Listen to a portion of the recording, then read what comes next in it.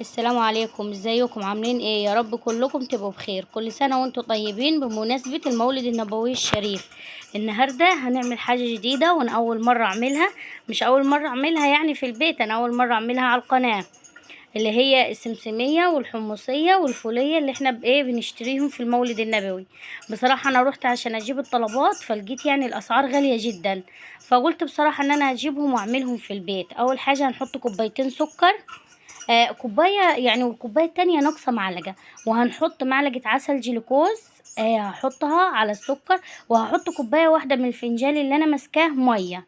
وده دلوقتي معايا الفول جبته، وهديله ايه اللي هو ايه، هشوحه كده يا دوب كده يدفى، احط ايدي عليه تستحمله بس. وبعد كده هنزله. بص انا بحط ايدي لسه ساقع، اول ما هيدفى على طول هنزله. ليه انا بعمل الحركه دي؟ عشان يبقى مجرمش معايا وانا باكله، علشان اطلع الرطوبه اللي موجوده في الفول. ان الفول دايما اللي بيبقى موجود في مستلزمات الحلواني بيبقى دايما ان هو فيه رطوبه بس. فانا بديله تشويحه كده في صينيه تيفال او اي نوع صينيه. المهم ان هو ايه، اول ما تحطي ايدك كده تلاقيه سخن، فتطلعيه على طول، ما تخليهوش ياخد اللون منك ولا يتحرك في الصينيه، وتطلعيه على طول. حتى لو فول ابيض مش متحمص عادي برضو اديله التشويحه دي علشان تطلع الميه منه. هجيب كده حوض او صينيه وهحط فيها ورقه زبده. ما عندكيش ورقه زبده، حطي كيس اللي هو الكيس العادي بتاعنا بتاع اللبن كده، افتحيه وحطيه وادهنيه كده بمعلقة زيت بالفرشة. وادي السكر بعد ما غلي معانا بياخد بالظبط بعد الغليان ده 3 دقايق. بعد ما يغلي الغليان ده 3 دقايق، احنا هنعمل له اختبار دلوقتي في المية. بصي اول ما تحطيه في المية وتلاقيه لسه عسل، عسل كده طري، لا خليه يغلي غلوة تاني كمان لحسن يكون النار عندك هادية. اول ما يتماسك كده وتحس ان هو بدأ يتخن في ايدك كده ويعسل، هتحطي له معلقة اللي هو ايه، مية الورد. بتديله الطعم والريحة وبتخليه يحافظ على طعمه وريحته، بيبقى ريحته زي اللي بتشتريه جاهز من بره بالظبط. هنحط معلقه ميه الورد، ما تحطهاش في الاول عشان ما تتبخرش، حطيها لما تجربي تنزل العسل.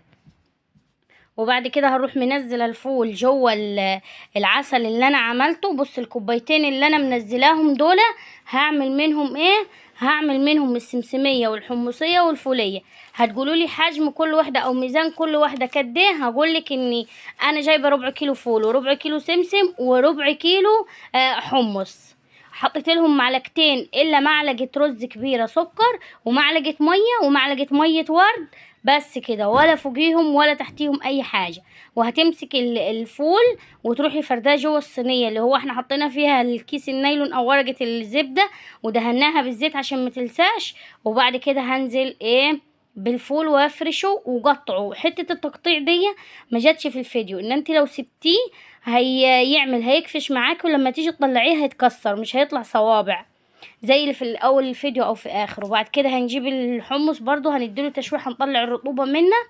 وبعد ما نطلع الرطوبة اللي في الحمص هنعمله بنفس الطريقة. وده السمسم، انا السمسم فضلت ان انا نجيبه ني ونحمسه هنا. انا بصراحة لقيت الحمص مركون، البتاع ده عذرا يا جماعة، السمسم لقيته مركون كده وحسيت شكله يعني مش حلو، فقلت اجيب سمسم ني واعمله انا احمسه في البيت. وهجيب صينية تانية، دي بقى هحط فيها الحمص. وبصراحة الحمص كان احلى حاجة. وادي شوية كمان عسل من اللي احنا عملناهم مع بعضينا كمان، ما تحطيش كتير، نص كوباية شاي او فنجان كده تحطيه يا دوب يخليهم يتماسكوا في بعضهم كده. بصي تلفيهم كده في بعضيهم. وبعد كده هتفرشيهم برضو بنفس الطريقة اللي عملنا بيها الفول جوه صينية. اهو انا حطيت لكم كيس لبن عادي، فتحته كده وحطيته في صينية، ورحت دهناه دهنة زيت، ورحت كب عليه الحمص، ورحت مفرشاه بجوانتي او بالكيس نفسه. تروحي جلباه على الناحية التانية وتدوسي عليهم تخليهم يتساووا. وبعد ما يتساووا تقطعيهم هم ودلوقتي لسه سخنين على طول، ما توقفيش ما تستنيش، قطعي على طول، علشان لو استنيتيهم لما يبردوا هيكفشوا، لما تيجي تقطعيهم هيتكسروا منك اصلا. بس هدوس عليهم كده. بصوا حطيت الكيس ولبست الجلاس وقعدت ادوس عليهم كده بايدي واسويهم عشان يطلعوا مربعات متساوية كده او صوابع متساوية. وهقطعهم، معرفش ليه حتة ان انا بقطعهم بالسكينة مش بتيجي ليه في الفيديو، بس انا قطعتهم. وده السمسم بعد ما حمصته اهو، بدل ما كان لونه ابيض اهو ادى لون. هنقلبه كده في العسل، وهكون برضو مجهزه له صينيه وفيها كيس، والكيس مدهون برضو سمنه، بتاع ده عذرا يا جماعه، مدهون زيت. وهنزل بيه بالحمص كده السمسم، وهفرشه كده في الصينيه بالمعلقه. السمسم مش هيحتاج ان انت تدوسي عليه، ان هو اصلا كابس في بعضه. بصوا كده حتى تلاحظوه. قبل ما يكفش معاكي تجيبي السكينه وتروحي مقطعاه على طول، هيطلع صوابع وهيطلع شكله حلو. هتشوفوه دلوقتي وهنشوفيه مع بعضينا.